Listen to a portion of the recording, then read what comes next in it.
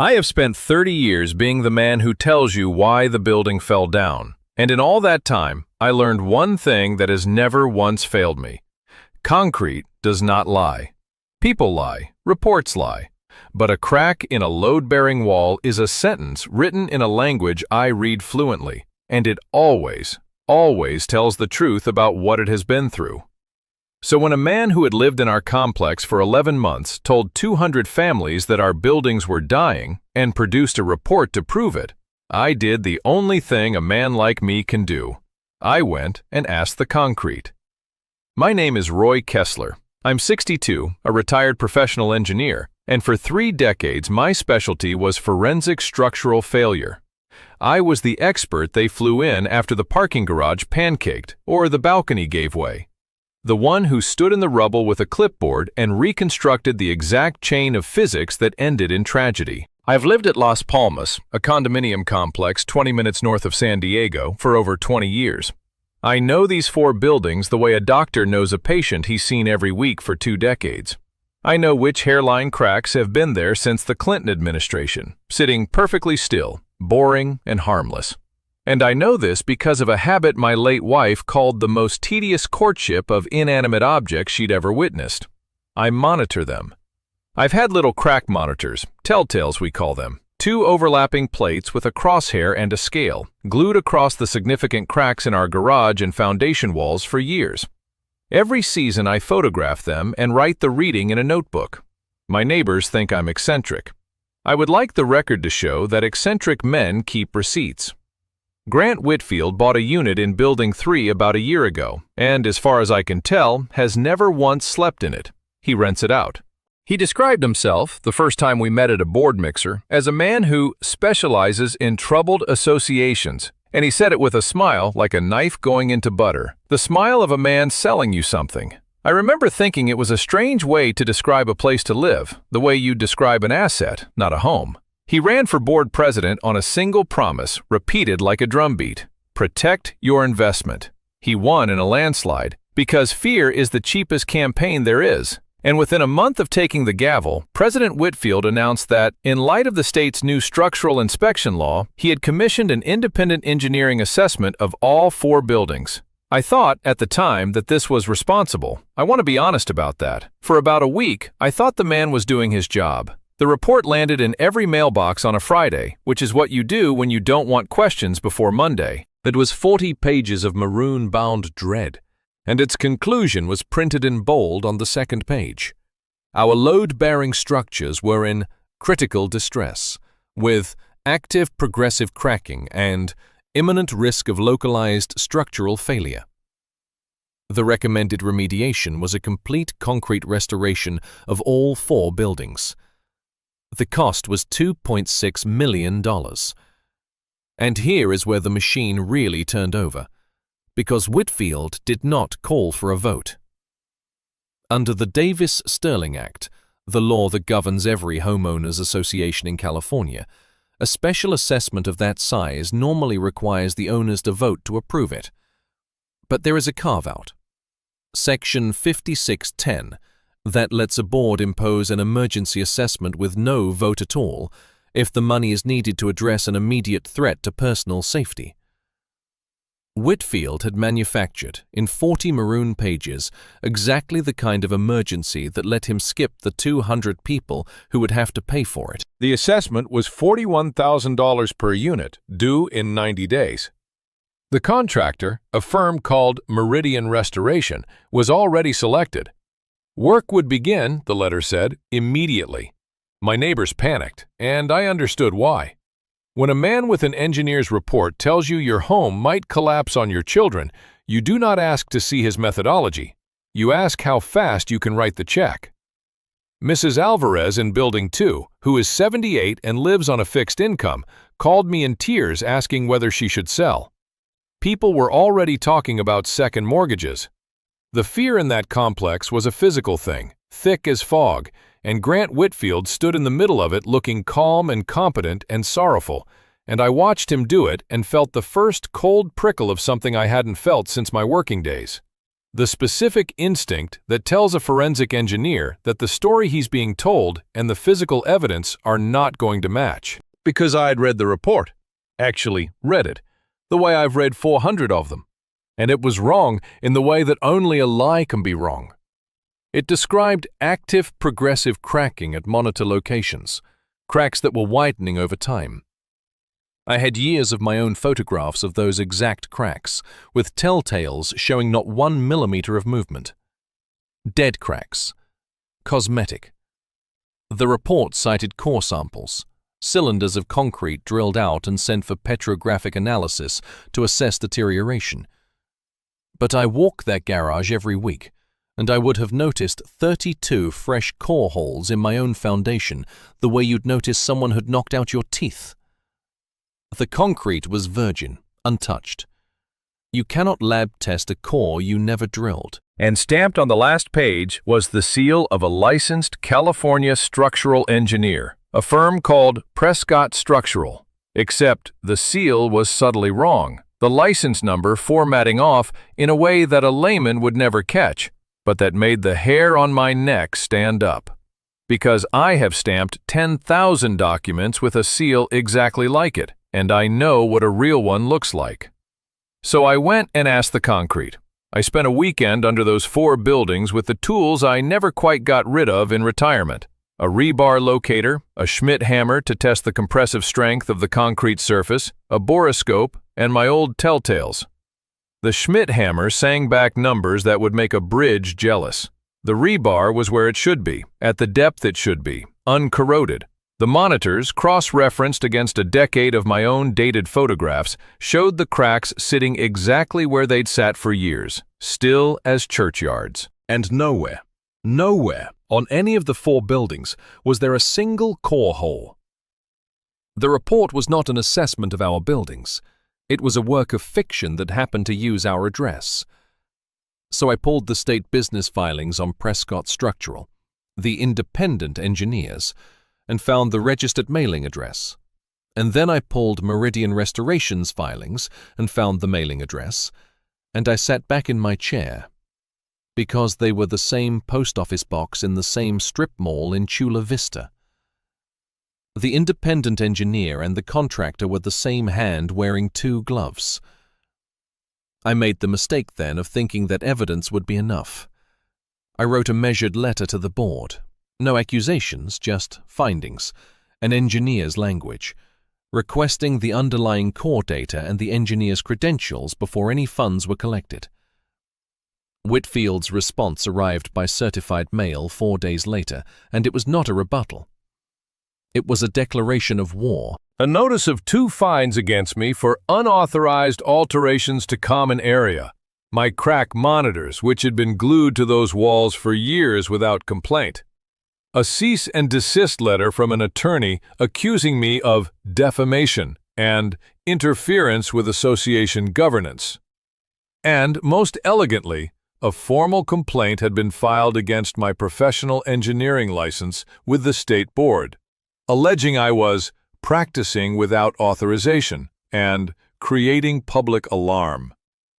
He was trying to take the one credential that made my findings dangerous. When I saw him in the parking lot that week, he was pleasant as ever. "Roy," he said, "I'd hate for you to become the reason a building comes down. You don't want to be that guy." He smiled the butter knife smile. I understood then that I was not dealing with a greedy man who'd found an opportunity. I was dealing with something that had done this before. I was right. It took me 9 days of digging through public records in other states to find the pattern. And when I found it, my hands actually went cold. Grant Whitfield had been the president, or the consultant, or the crisis manager at 2 other associations, one outside Phoenix, one outside Reno, in the past 6 years. Both had suffered sudden structural emergencies. Both had emergency assessments imposed without a vote. Both had used a captive contractor and an independent engineer sharing an address. And both, after Whitfield moved on, had left a trail of owners who'd been financially gutted, some of whom lost their units entirely to association liens when they couldn't pay the assessment. This was not a scheme he was trying. This was the business. He was a serial predator who had learned that the fastest way to steal a man's home was to convince him it was falling down. And then I found her.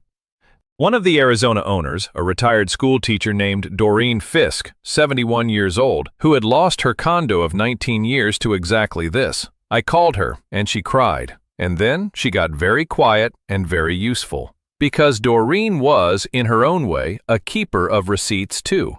She had saved her copy of the Arizona Engineering Report. She scanned it and emailed it to me that night, and I put it on the screen next to ours. And there it was, the thing that would end him. The two reports were nearly word for word identical. Same phrases, same active progressive cracking, same fabricated core methodology. Different building, different state, different year. Same forged document, produced from the same template, bearing a version of the same stolen seal. He hadn't even bothered to write a new lie. He'd photocopied the old one, because there was a real engineer. The seal Prescott Structural had been stamping belonged to an actual licensed professional, a man named David Okonkwo, who ran a legitimate one-man firm in Sacramento and had never heard of Las Palmas, Meridian Restoration, or Grant Whitfield.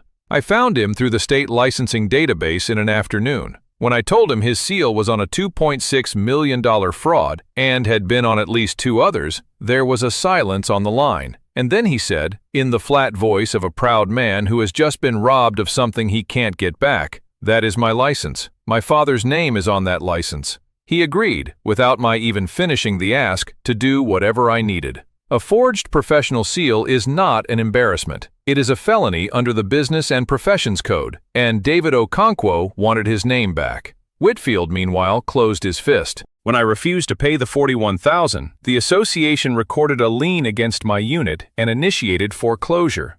The machine designed to take Doreen's home now aimed at mine. I want to be clear that this frightened me. I'm 62, and that condo is most of what I have. But I'd spent 30 years watching men panic in the rubble of their own bad decisions, and I had learned that the moment you feel the fear is precisely the moment you must move slowest and hit hardest. Whitfield had scheduled an emergency meeting for the following Tuesday, a formality to ratify the assessment and start the money flowing. He thought he was calling a coronation. He was setting his own table. I did not stand up and shout at that meeting. Shouting is what you do when you don't have the evidence. I had asked for 10 minutes on the agenda, which the bylaws entitle any owner to, and Whitfield granted it with the magnanimous smile of a man who thinks he's letting the village crank embarrass himself. The clubhouse was packed, nearly 200 frightened people, checkbooks practically in hand, and Whitfield up front beside a Meridian Restoration representative in a polo shirt. Both of them wearing the patient expressions of men waiting for an old fool to finish so they could get paid. I'd brought a projector. I told them I'd keep it simple, because I would, because the truth in this case was simple. I put up the report's claim of active progressive cracking. Then I put up my own decade of dated, time-stamped photographs of those same cracks and their monitors, side by side, year over year, not 1 millimeter of movement, dead cracks. I asked the room a question any homeowner could answer. Does that look like it's getting worse? Or does that look like a photograph of the same thing 10 times? Then I put up the report's claim of 32 core samples, and I put up the Schmidt-Hammer data and the photographs of the 4 garages. And I invited anyone in the room to walk downstairs with me right now and find me 1 core hole. 1. You cannot test a sample you never took, I said. This lab data describes concrete that was never drilled, from a building nobody visited. I could feel the room changing temperature. Then I put up the business filings, Prescott Structural's address and Meridian Restoration's address, the same post office box, side by side, and I watched 200 people understand at the same moment that the independent engineer certifying the emergency and the contractor profiting from it were mailing their letters from the same box. Whitfield started to stand. Started to say something about being out of order, and I said, louder than I'd said anything all night, "I'm not finished, Mr. Whitfield." And something in my voice, 30 years of testifying maybe, sat him back down. Because I had 2 more. I put up Doreen Fisk's Arizona report next to ours, The two of them, word for word, phrase for phrase, the same fabricated sentences describing two different buildings a state apart. And I read 3 lines aloud from each in unison, my voice doing both, and the room made a sound I have never forgotten. A low collective exhalation, the sound of 200 people realizing they had been about to hand $41,000 each to a man reading from a script. And then, for the last 10 minutes, I turned it over to the phone sitting on the podium, on speaker, where David Okonkwo had been listening to the whole thing from Sacramento. I asked him one question. Mr. Okonkwo, did you inspect the buildings at Las Palmas? And is that your certification on this report? And his voice came out of that little speaker into that silent room, flat and hard. I have never been to that property. I did not write that report. That is my seal, and it was stolen, and I want everyone in that room to hear me say it is a forgery. And here is the part I'll savor until they put me in the ground. While I was talking, someone in the back had drifted to the window, and then someone else, because outside, in the parking lot, in the fading light, sat 3 Meridian restoration trucks and a stack of barricades and a roll of danger tape, staged and ready. Work scheduled to begin at 8 the next morning, the letter had said. Whitfield had parked his emergency response in our lot before this meeting had even voted on whether there was an emergency. He'd brought the ambulance before he'd invented the wound. A man named Petrov from Building 4 said it out loud, pointing through the glass with a kind of wonder. He already sent the trucks. 200 heads turned to the window, then back to Grant Whitfield, who was standing at the front of the room he'd thought he owned, next to a contractor from the same post office box, under a stolen seal, beside a projector still glowing with his own photocopied lie, and for the first and only time, the butter knife smile was gone. He didn't have a script for this. He'd never needed one before, because no one had ever read the report. He tried, for about 15 seconds, to call the meeting adjourned. Nobody moved. It's a remarkable thing to watch 200 frightened people turn, all at once, into 200 furious ones. The vote that happened that night was not the one he'd scheduled. They removed him from the board before he reached his car. What followed was not a lawsuit so much as an unspooling. The district attorney's office took the forgery evidence and Okonkwo's statement and the 2 identical reports, and because the scheme crossed state lines and had used the mail, it grew a federal wing as well. Whitfield was charged with forgery of a professional seal, grand theft, and multiple counts of fraud, with Arizona and Nevada authorities filing their own once Doreen and others came forward. And they came forward in numbers, because it turns out the only thing a serial fraudster leaves behind more reliably than victims is a template. Meridian Restoration and the shell called Prescott Structural collapsed into indictments. The emergency assessment was voided. Every lien was released, including the one on my unit, and the association's real attorney, the one the new board hired, began the work of clawing back the deposits some owners had already paid. David Okonkwo got a letter of apology from the state board, and, more importantly, his name back. I mailed him a bottle of good bourbon. He mailed me back a photograph of the empty spot on his wall where he'd rehung his license, which I understood completely. Doreen Fisk won't get her Arizona condo back. Those things, once foreclosed, are gone. But she was the star witness in 3 states, and she told me on the phone last week that being the one who finally stopped him was worth more than the unit, which I don't fully believe but was moved to hear. Mrs. Alvarez brought me flowers. The neighbors who'd spent 20 years thinking I was the eccentric who glued little metal crosses to the parking garage now nod at me with a slightly unsettling reverence, as though I can see through walls, which, I want to clarify, I cannot. I can only read what's written on them. I walked the garage again last Sunday, the way I always have, with my notebook and a fresh pack of telltales. I stopped at the long diagonal crack near the Building 2 stairwell, the oldest one, the one I photographed for a decade, and I peeled the backing off a new monitor and glued it across the gap, clean and level, and I wrote the date and the first reading in the notebook. 0 movement. Same as it's been since before Grant Whitfield knew our address. Same as it'll be long after they let him out. The most tedious habit a man can have. It's still, as far as I'm concerned, the best receipt I ever kept. Okay, author here. Let's talk about how Grant Whitfield detonated his own scam. His first mistake was greed's favorite shortcut. He reused the script. The Arizona report and the California report were the same document, which meant the second Roy found one prior victim, the fraud proved itself. No expert testimony required, just 2 pages side by side. His second mistake was staging the trucks before the vote. That danger tape in the parking lot wasn't confidence. It was premeditation with a timestamp, and it told 200 people the emergency was scheduled, not discovered. And his third was picking the one building on Earth with a live-in forensic engineer who'd been quietly dating his own cracks for 10 years. Whitfield built his whole business on the assumption that nobody reads the report. Roy read the report. Practical takeaways. An emergency assessment that skips your vote deserves more scrutiny, not less. The fear is the point. Any homeowner can pull a contractor's and an engineer's business filings in 10 minutes. Matching addresses are a scream, not a whisper. A professional seal has a real human behind it you can call. And core samples leave holes.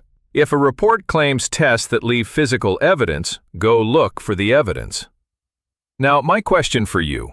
Whitfield's whole machine ran on one bet, that when a man in a suit says your home is unsafe, you'll be too scared to check. So be honest in the comments. If that report showed up in your mailbox on a Friday, would you have written the check by Monday? Most people would have. That's the business.